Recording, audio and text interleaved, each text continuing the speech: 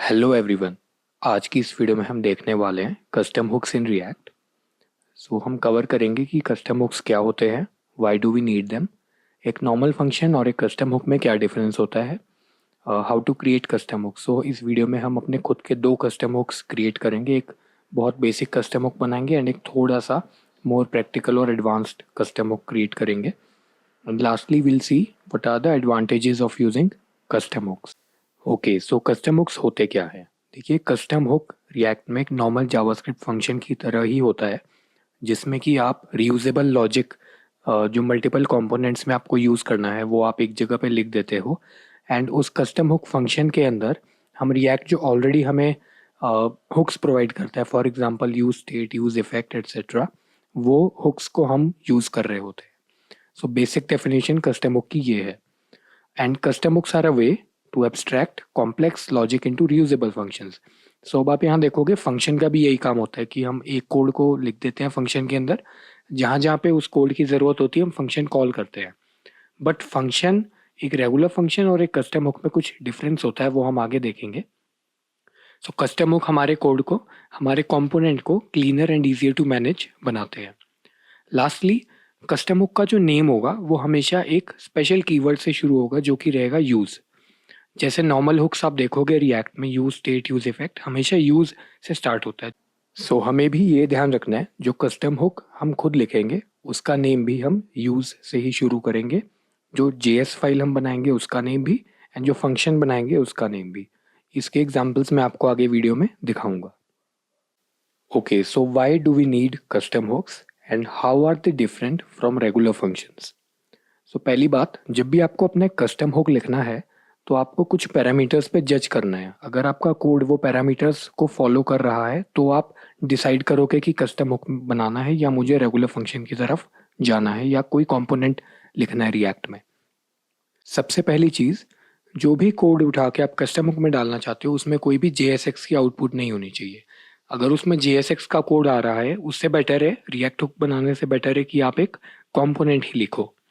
Secondly, जो आपका extracted code है, मीन्स जो कोड आप कस्टम हुक में डालना चाहते हो उसमें किसी और हुक का यूज़ हो रहा है कि नहीं हो रहा। For example use state, use effect, अगर आपके कोड में उन हुक्स का यूज़ हो रहा है तो भी बेटर है कि आप एक कस्टम हुक लिखो बजाय एक रेगुलर फंक्शन बनाने के।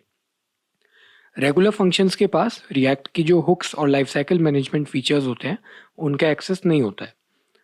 एग्जाम्पल के तौर पे, अगर हमें एक फंक्शन लिखना है जो कि सम कैलकुलेट करता है दो नंबर्स का, फॉर एग्जाम्पल वो दो पैरामीटर्स लेता है ए एंड बी, तो वो रिटर्न कर रहा होगा ए प्लस बी।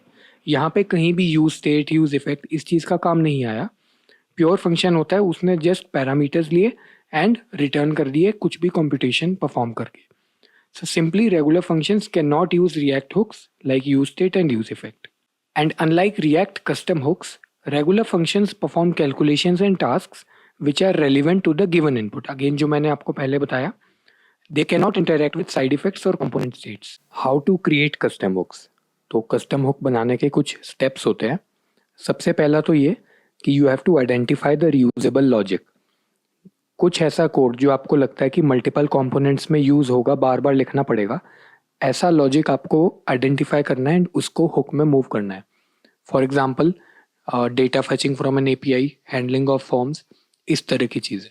सेकेंडली, जो आप हुक फंक्शन लिखोगे उसका नेम यूज से स्टार्ट होना चाहिए, एंड जो आप फाइल बनाओगे उसका नेम भी यूज से स्टार्ट होना चाहिए। इस वीडियो में हम एक हुक बनाएंगे, यूज फैच और यूज ऑनलाइन। तो इन दोनों हुक्स के जो फंक्शन के नेम होंगे वो भी सेम होंगे, एंड जो इनके फाइल का नेम होगा, जो .js फाइल हम बनाएंगे उसका नेम भी हम सेम रखेंगे। ये कन्वेंशन हम फॉलो कर रहे होंगे। लास्टली, हुक जो होगा वहाँ से हमें कुछ ना कुछ वैल्यू रिटर्न करनी होगी in the form of an array, object, plain variable, उससे फ़र्क नहीं पड़ता। बट अगर आप हुक बना रहे हो so you have to make sure कि कुछ ना कुछ वैल्यू वहाँ से रिटर्न हो। तो आप देख सकते हो मैंने क्रोम ओपन किया है एंड यहाँ पे नेटवर्क टैब में मैंने नेटवर्क को ऑफलाइन पे रखा है। हमें यहाँ पे स्टेटस दिखाई दे रहा है ऑफलाइन। अगर मैं इसको हटा के नो थ्रॉटलिंग पे डालता हूँ तो हम ऑनलाइन हो जाएंगे, या इसके अलावा मैं किसी भी नेटवर्क पे डालता हूँ फास्ट 4G या स्लो 3G, उस पर भी हम ऑनलाइन रहेंगे एंड ऑफलाइन जाने पे ही हम ऑफलाइन आएंगे। अब हम देखते हैं कि ये फीचर हम कैसे बिल्ड कर सकते हैं। ओके, मैंने VS कोड ओपन कर लिया है एंड वीट यूज़ करके मैंने एक नया रिएक्ट का प्रोजेक्ट सेटअप कर लिया है। अब मैं आपको फोल्डर स्ट्रक्चर में दिखाता हूँ मेरा सोर्स फोल्डर। इसके अंदर मैंने एक फोल्डर क्रिएट किया हुक्स, एंड इसके अंदर मैंने 2 हुक्स क्रिएट किए हैं। तो पहले हम देखेंगे हमारा यूज़ ऑनलाइन हुक। यहाँ पे आप देखोगे सबसे पहले जो फाइल का नेम है दैट इज़ useonline.js, और जो फंक्शन है उसका नेम भी है useonline.js। इसके अंदर, इस फंक्शन के अंदर हम यूज़ कर रहे हैं यूज स्टेट, यूज इफेक्ट और एक वैल्यू रिटर्न कर रहे हैं। तो यहाँ पे सबसे पहले मैंने क्या किया, एक स्टेट वेरिएबल क्रिएट किया यूजिंग यूज स्टेट जो कि इज़ ऑनलाइन, और एक उसका सेटर फंक्शन क्रिएट कर रहा है। उसके बाद यूज इफेक्ट में मैंने 2 इवेंट लिसनर्स अटैच किए मेरी विंडो के साथ, जो कि ऑनलाइन होने पे मेरे जो सेटर फंक्शन है वो ट्रू कर देगा मेरे ऑनलाइन इज़ ऑनलाइन वेरिएबल को, एंड ऑफलाइन होने पे वो सेटर फंक्शन इसको फॉल्स सेट कर देगा। एंड बेस्ड ऑन जो भी मेरी वैल्यू है इस समय मेरे इज़ ऑनलाइन स्टेट वेरिएबल की, उसको मैं रिटर्न कर रहा हूँ इस हुक से। सो इस तरीके से ये पूरी फंक्शनैलिटी काम कर रही है। सो बेसिकली कुछ नहीं किया, 2 इवेंट लिसनर्स अटैच किए, एंड उनकी जो भी इवेंट जो भी ट्रिगर होगा उस बेस पे सेटर फंक्शन इस वेरिएबल की वैल्यू को सेट कर रहा है, और मैं उसको यहाँ से रिटर्न कर रहा हूँ। ओके, तो अब देखते हैं कि इसको मैंने कंज्यूम कैसे किया। सो मैं मेरी app.jsx में आया, वहाँ पे मैंने सबसे पहले मेरे हुक को इंपोर्ट किया। इंपोर्ट करके मैंने उसको एक कॉल लगाई यूज़ ऑनलाइन, एंड क्योंकि वो हमें एक वेरिएबल रिटर्न करता है, एक स्टेट वेरिएबल, उसको मैंने यहाँ पे एक्सट्रैक्ट किया, और वहाँ पे उसको यूज़ करके मैं अपने यूआई में जो मेरा JSX का पार्ट है वहाँ पे मैं उसको इस तरीके से कंडीशनली ऑनलाइन या ऑफलाइन ब्राउज़र पे शो कर रहा हूँ।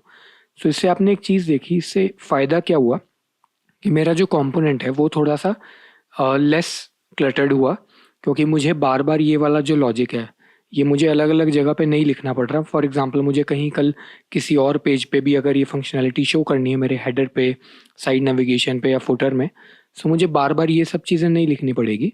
रादर मुझे जस्ट इस हुक को कॉल करना है, एंड मुझे इसका जो स्टेट वेरिएबल है इसको यूटिलाइज करके मैं अपने यूआई पे कोई भी ऑपरेशन परफॉर्म कर सकता हूँ। सो आई होप आपको इसकी यूजेज और इसका फ़ायदा समझ में आया होगा। ऑलराइट, सो सेकंड हुक जो हमने क्रिएट किया है वो है एपीआई फैचिंग को आसान बनाने के लिए।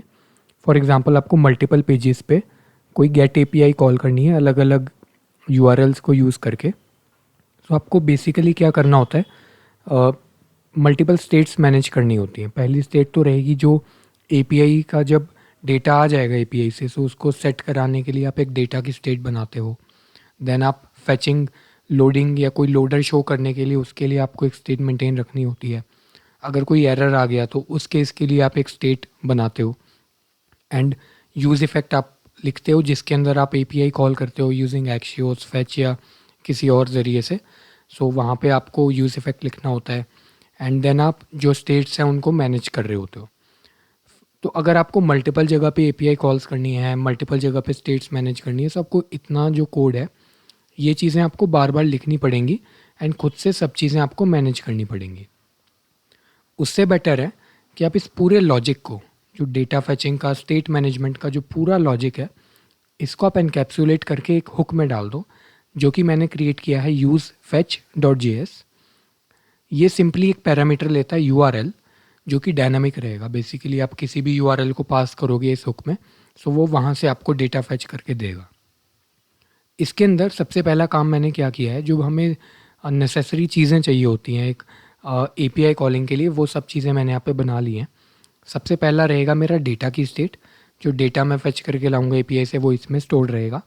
सेकंड रहेगी मेरी फैचिंग की स्टेट, बेसिकली मुझे ये बताने के लिए कि अभी फैचिंग हो रही है या नहीं हो रही, ताकि मैं स्क्रीन पे लोडर शो कर सकूँ यूज़र को।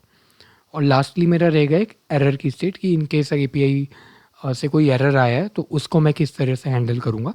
सो एपीआई हैंडलिंग में ये 3 चीज़ें तो हमें चाहिए ही चाहिए।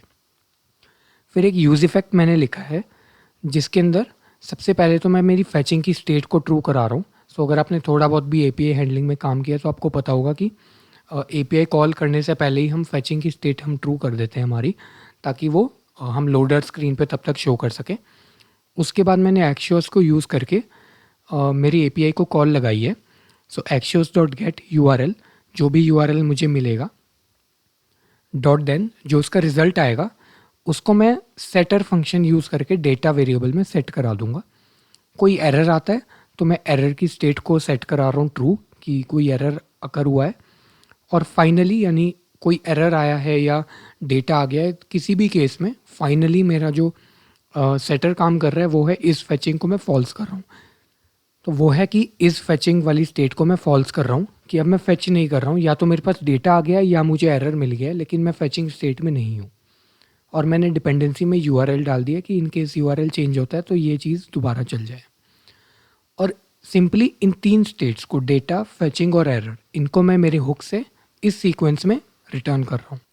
सो आप देख सकते हो कि ये पूरा लॉजिक मैंने मेरे हुक में लिख दिया है। अब इसको मैं कंज्यूम कैसे करूँगा वो मैं आपको दिखाता हूँ। ओके, सो अगेन app.jsx में हम आते हैं। सबसे पहले तो मैंने मेरा हुक इंपोर्ट कर लिया और उसको कंज्यूम करूँगा मैं कॉल करके। सो यूज़ फैच को मैंने कॉल लगाई एंड आपको पता है कि ये एक यूआरएल लेता है।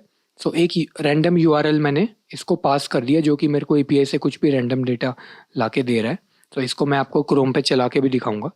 सो मैंने एक डेटा पास कर दिया, एक यूआरएल पास कर दिया एंड बदले में ये हुक मुझे 3 चीज़ें रिटर्न कर रहा है, जैसे कि आपको मैंने हुक में दिखाया। डेटा रिटर्न कर रहा है, एरर की स्टेट रिटर्न कर रहा है और इस फैचिंग रिटर्न कर रहा है। तो 3 चीज़ें सेम सीक्वेंस में मैंने यहाँ पे लिख ली। और यहाँ पे सिंपली मैंने JSX में जो भी मुझे UI पे जिस तरीके से डेटा लिखना है वहाँ पे शो करना है, मैंने वो लिख लिया। अगर मैं फैच कर रहा हूँ डेटा, सो लोडिंग, कोई एरर आ जाता है तो एरर रिकॉर्ड दिखाएगा। अदरवाइज मैं डेटा पे मैप करके एक एक आइटम वहाँ पे दिखा रहा हूँ। सो मैं आपको एक बार रन करके दिखा देता हूँ कि ये सही से चल भी रहा है कि नहीं। क्रोम पे चलेंगे, पेज को एक बार रिफ्रेश कर लेता हूँ एंड आप देखोगे लोडिंग आया एंड देन मेरे पास डेटा आ गया। सो पहले लोडिंग ट्रू हुआ तो मेरे को इस फैचिंग वेरिएबल ट्रू हुआ होगा एंड उस बेस पे मैं लोडिंग दिखा रहा हूँ। जैसे ही मेरी फैचिंग कंप्लीट हुई मैं डेटा दिखा रहा हूँ। अब मैं एपीआई का जो यूआरएल है इसको मैं गलत लिख देता हूँ, फॉर एग्जांपल एक एस ऐड कर देता हूँ एंड अब हम चलेंगे क्रोम पे। सो एक बार मैं रिफ्रेश कर लेता हूँ। So loading and an error record. So इस केस में लोडिंग हुई एंड जब एपीआई कॉल सक्सेस हो गई, बेसिकली एरर की तरफ वो चला गया, एपीआई कॉल कंप्लीट हुई, एरर मिला तो इसने एन एरर रिकॉर्ड हमें दिखा दिया। सो हुक कंप्लीटली सही तरीके से वर्क कर रहा है हमारा। अब क्या है, मान लो मुझे किसी और जगह पे कोई और एपीआई कॉल करनी है किसी और पेज पे। सो सिंपली मुझे इस कोड को वहाँ पे कॉपी पेस्ट करना है एंड यहाँ पे एपीआई का यूआरएल में चेंज कर दूंगा, जो भी डेटा मुझे वहाँ पे लाना पड़ेगा। सो मिनिमम ये 3 चीज़ें मुझे एश्योर्ड हैं कि ये 3 चीज़ें मुझे मिल रही होंगी। सो मेरा काम थोड़ा सा आसान हो गया। मुझे हर पेज पे जाके, हर कंपोनेंट में जाके इतना सब नहीं लिखना, खुद से डेटा हैंडल नहीं करना, खुद से फैचिंग, एरर, लोडिंग, ये स्टेट्स मुझे कहीं मैनेज करनी ही नहीं है। मुझे यूज़ इफेक्ट भी नहीं लिखना है बार बार। मुझे सिंपली अपना एपीआई का यूआरएल देना है, बदले में ये 3 स्टेट्स मुझे मिलेंगी। इनको कंज्यूम करके मैं अपना यूआई जैसा चाहूँ वैसा बना सकता हूँ। सो ये काफ़ी प्रैक्टिकल यूज़ केस है कस्टम हुक का, प्रोडक्शन में बहुत बार यूज़ होता है ये चीज़। सो आई होप आपको समझ आया होगा कि किस तरीके से कस्टम हुक्स प्रैक्टिकली यूज़ हो रहे होते हैं। ऑल राइट, सो कोड तो हमने देख लिया। अब क्विकली हम कुछ एडवांटेजेस गो थ्रू कर लेते हैं कस्टम हुक की, जो कि आपको पता होनी चाहिए। सबसे पहला code reusability. As you saw, एक कोड है जो कि मल्टीपल जगह पे आप चाहते हो कि यूज़ होगा या होना चाहिए, उसको आप कस्टम हुक में मूव कर सकते हो। Second is separation of concerns. जो कस्टम हुक है वो हमें हेल्प करता है हमारी यूआई को, जो बिजनेस लॉजिक है उसको सेपरेट करने में। जैसे कि हमने देखा, कंपोनेंट का काम है यूआई रेंडर करना, ना कि कॉम्प्लेक्स लॉजिक को हैंडल करना। सो उस केस में आप एक हुक लिख के उसको कंज्यूम करके लॉजिक का आप यूज़ कर सकते हो एंड अपने यूआई पे फोकस कर सकते हो। Thirdly, abstraction of complex logic.